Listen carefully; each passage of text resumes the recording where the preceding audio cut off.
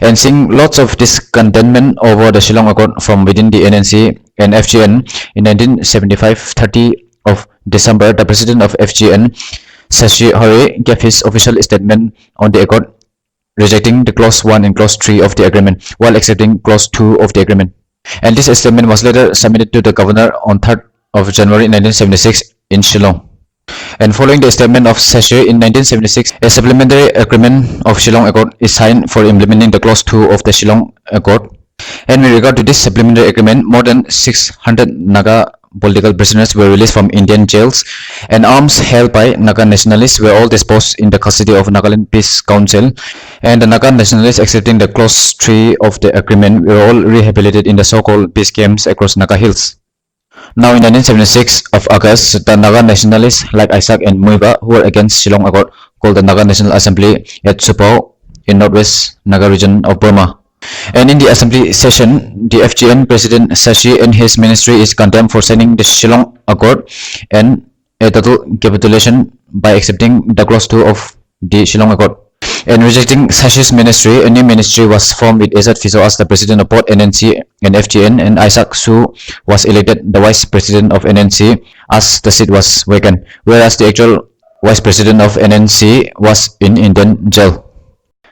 Now, talking on the aspect of the Shillong Accord, the true sons of the Naga soil had nothing to do with this Shillong Accord, and the signatories have only capitulated on their own violation, and the accord doesn't apply to the Nagas as a whole.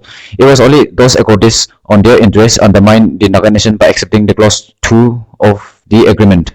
On the other hand, if we look little deeper into the whole process of signing this agreement, it was also the judge leaders and the liaison committee of Nagaland Peace Council that carried the whole process one-sided by siding with the government of India to sell out Naga people's right in the name of peace.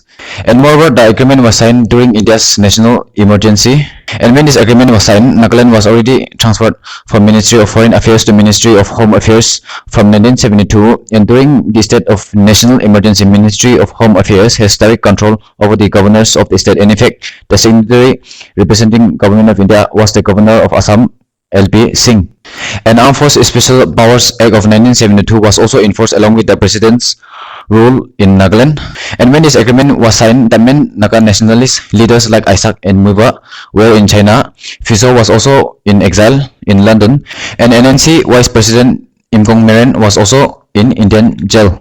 And all these main leaders of NNC or FGN never supported this agreement or accord, but willingly condemned this accord as a sellout of Naga nation. And later, Ministry of Chaise also rejected the clause 1 and clause 3 of the accord, but the only problem was acceptance of clause 2 in the name of peace. And concerning this agreement, Fiso also didn't give any official statement. He neither condemned the accord nor supported it, but he did make a verbal statement saying that he has nothing to do with the accord and the Nagas should not even talk about it.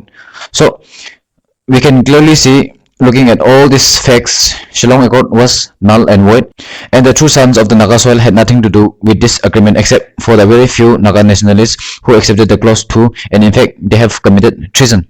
Then in 1974, 14 of June, Prime Minister of India, Amarjeet, and Azad Fiso held unproductive talks in London which didn't result in any agreement. And Prime Minister of India, Amarjeet, instead warned Azad Fiso that he will exterminate all Nagas without compunction. Then again, the Prime Minister told the same thing to the Naga Students Federation when he came to Kohima, that he will exterminate all Nagas without any compunction. Then in 1978, 18 of March, NPC or Nagaland Peace Council sent 22 members to the east with prior notice to Government of India. This was an attempt by Nagaland Peace Council to bring Isaac and Muiva or the non-accordist group under the Shillong Accord. And these 22 members sent by the Nagaland Peace Council, they were intercepted by Indian Army and attacked at Milon village.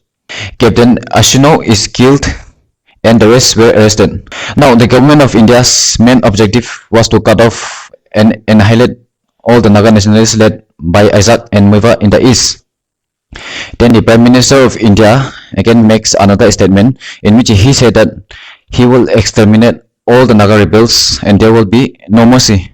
And Vajpayee, who was the then Foreign Minister of India, he soon visited Burma to work out a plan with the Burmese government in order to eliminate all the Naga nationalists in the eastern part of Naga Hills, and soon after the Burmese troops intensified their operation in upland Burma, and Isaac and Muiva led Naga nationalists were based in that region. In 1978, 30 of August, military law is declared by the supporters of Shillong Accord, Colonel Sepong Au, without the knowledge of the President Kilongsars and Commander-in-Chief of the Naga Army and Ministry in the West. And this was done to contain the opposition to Shillong Accord by Naga nationalists led by Isaac and Muiva in the east. So the Gators staged military takeover, and all the civil ministers and officers were arrested, and Isaac and Muiva was kept under house arrest.